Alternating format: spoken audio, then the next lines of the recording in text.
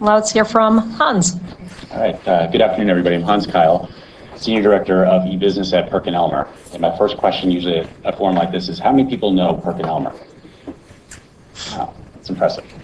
So real quick, PerkinElmer is has got two main businesses. One is in environmental health.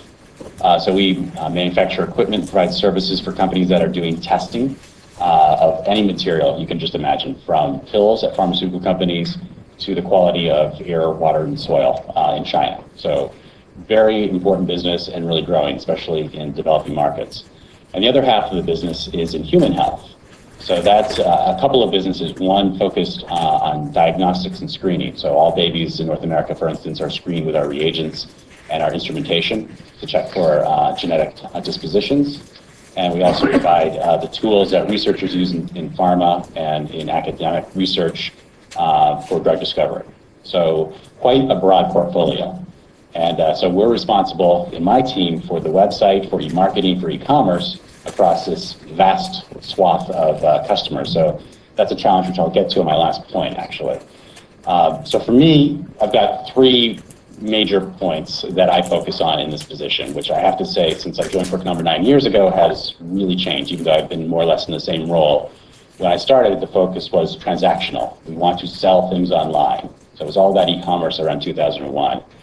And then it shifted more to e-marketing and email marketing in particular. And we need to blast the world with our message and hope it sticks. And then I would say more recently, we're getting more refined in how we approach our customers, at least trying to, with the limitations that we have. So these are the points that I wanted to call out before getting into this forum. And the first is around producing compelling content.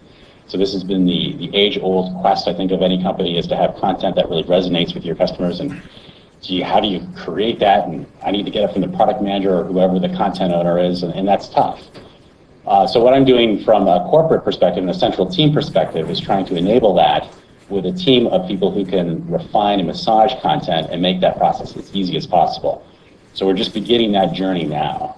And I would say a close relative to that is creating an easy interface into it. And we have focused on the website, certainly over the last 9 years, but increasingly it's not your website. It is an extranet that you might be creating for your customers. It's social platforms. It's going to be mobile. So we're now trying to think, how do we syndicate all that content we're hopefully creating and get it out to the customers in an easy interface and a relevant interface to where they're actually consuming this content. And then the last point is a customer segment of one. So again, getting back to the point that we've got this vast array of customers and they come to our homepage and they have no idea where to go. And that person on our homepage could be a mother looking to do cord blood banking, or it could be someone interested in chromatography looking for a filter or a column. And they're two different worlds. It's tough. Believe me, it's tough. And everybody wants to own that real estate on that homepage to get their customers to their products or their services. So what we need to do is create that customer segment of one and look at our data and look at our interfaces and see how we can continually personalize that experience. So we've invested, I would say, in people over the last 2 years who are more focused on quantitative marketing, digging into the data, letting us do that kind of personalization, because it all starts, I think, with your customer data in a B2B world to be able to show that. And then the interfaces and the content then get displayed to the right people. So these all work together seamlessly. That's the plan. So. Okay, great. Thank you, Hans. Can I ask you guys just to pull the microphones a little bit closer to you? It seems a little quiet. Either that or I'm super loud, one or the other, which I don't often hear, so I'm guessing you guys are super quiet. Better? Really? Is that better? Better? Better? Yeah, okay. We're going to go with yes. So thanks, guys. So we're going to dig into some questions now. If any of you have any questions, in about maybe Barbara does in a second. Let me get through some questions here, and then we'll kind of open it up to you guys. I'll come around with the mic. So, Future M is all about kind of the future of marketing. So I just kind of wanted to throw this out there. Just you guys talked a little bit about some social and mobile stuff, but talk a little bit more kind of broadly about what are some of the trends that are kind of affecting web engagement these days and the way you're thinking about it in your business. It's a real-time world. If you notice when you turn on your phone and it takes too long to get a signal, you might be throwing a few expletives around your head or even if you're a New Yorker, right there in Midtown Manhattan. But really, when it comes down to it, is one thing we're going to have to be thinking about is our customers need information. How do we get it to them as relevant and as quickly as possible? Talking about the customer of one, I thought was really apt because we need to find out what are they looking for. They're not looking for pitches. I believe it's 80% of C-level executives do 3 searches per day. What's happened with Google in the last month? There's now Google Instant. We can't even wait long enough to put, right? To put our search queries in and then click search. It's actually happening while we're clicking our terms.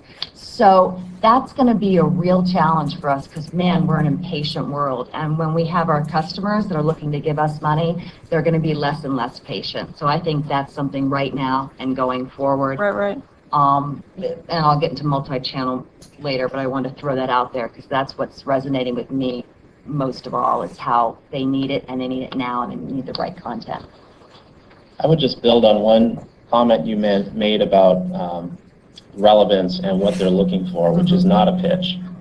I was thinking about, before I forgot what I was going to say, just kidding.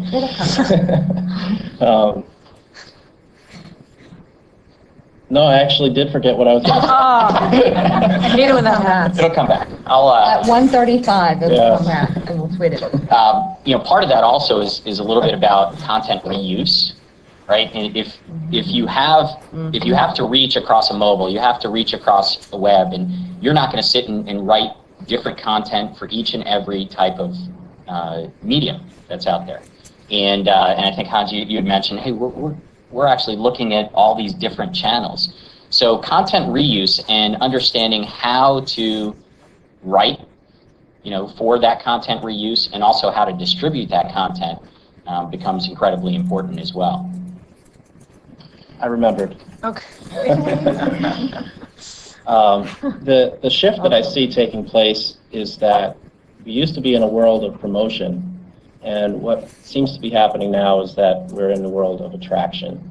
And so what we're doing with inbound marketing is really up that exact same principle, is that drawing people to yourselves through relevance and the context of what they're searching for. That's what I was going to add to your comment. Just what you were saying about these different channels, a lot of people feel so overwhelmed these days on how do I repurpose correctly across mobile and social and traditional. But just think if you have a white paper that's full of neat factoids, well, that can become 20 blog posts. You can also do an interview with the author for 3 to 5 minutes on a video that works for social and mobile platforms. And 25 of those factoids become a stream of SMS alerts. They also become daily tweets. So there's a new way to look at content. Yes, it's more overwhelming with a lot more channels, but start looking at your content differently and you'll see how you can take that big Thanksgiving dinner and make lots of leftovers from it. Right. Yeah, I like that. In Content Rules, CC Chapman and I talk about that, but what we call it reimagining, which I think is kind of a nice way to think about it because, recycling kind of, or even repackaging, sort of always implies to me like leftovers in some way. Like for some reason I get a mental image of like a Cool Whip container in the fridge, with leftovers in it.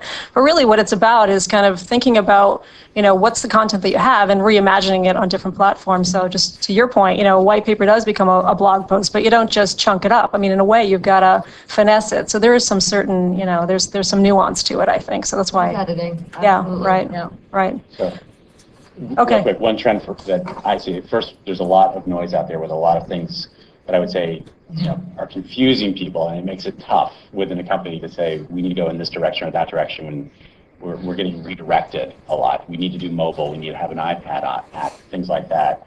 But I think the fundamental thing that I keep focus on is the way people are communicating now with social and what that's going to mean for us in our company and our engagement with our customers, where our customers will have a greater voice, where we need to engage with them and not just speak to them.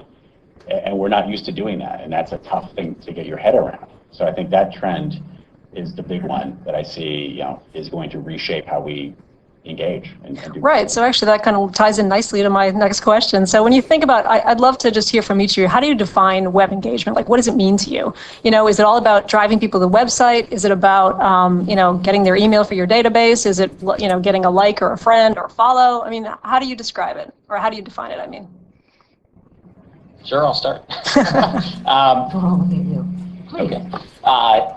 For me, it's actually the entire life cycle. So we do a lot of usability and prototyping and testing, and we always talk about it's not just what they do while they're there on your site or on your phone or wherever it is that you're actually at that point in time communicating. It's why are they coming there in the first place? What information are they gathering, and then what are they doing with the information when they leave? Right? So web engagement starts before they even actually get to your site. They have a pain, they have a need, right? And you have a business, or you have something, a company goal that you want them to achieve, and it's all about that goal alignment. So from start to finish, that to me is what defines that web engagement. So, not to harp on the fishing metaphor, but you really are. You're throwing out that bait.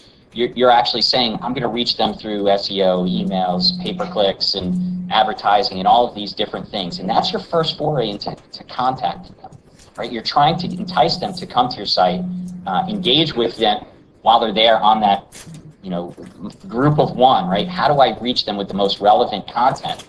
And then understand what they need to take that with the information that they get. What do they need to do with it? Right? Because, some folks say, hey, you know what, it'd be great if I can get them to purchase. Well, some folks say it'd be great if I just got them to sign up, or if they became my friend on Facebook, or they did something. For us, we always look from the back end first, or what are those events, what are those goals that you want them to achieve or take action on, and it's work your way backwards to figure out, okay, how am I going to get them, or how am I going to engage them when they're there, and then what do I need to entice them to get them to engage with me, which will ultimately lead into that conversion. So it spans that entire, first communication through the actual conversion. That's great. Yeah. On the B2B side, and it's on the B2C side as well, but on the B2B side, it's all about building relationships. We are not selling $2 soda pop.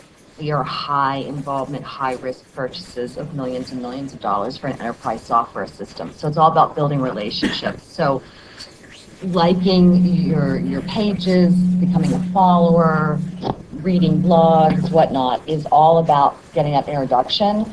But what you do from there to build those relationships, that's where engagement comes in. Are you worthy of a remark? Are you worthy of their time, their loyalty? It's basically simple there. The hard part is building and maintaining that relationship. Well, when I mentioned knowing your audience is the best antiperspirant, what I was talking about there is understanding what it is that they're looking for, right? So social listening, for example. If we take a database of email addresses of existing customers, we run through listening, we can find where they are in social media. Are they on LinkedIn? Are they on Facebook, Twitter? How many friends do they have? How many followers? What are they discussing? And of course, we put this together in aggregate so that we can understand where the highest likelihood targets will be.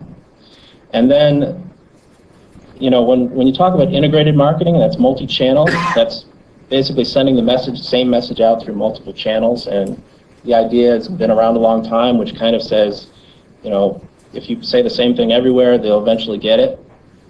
Well, what we talk about now is unified marketing, which is sending the right message to the right people at the right time and in the channel they prefer. And so the website is the engagement platform, the ultimate place where they can eventually do business with you. But they are already talking about things that you care about on Twitter, Facebook, LinkedIn, blogs, and so forth. So what we're doing is reaching out to them and putting content that's relevant to where we already know they are, and building what you might call a virtual community around your brand. And then the engagement platform is the site itself where you can track your conversion.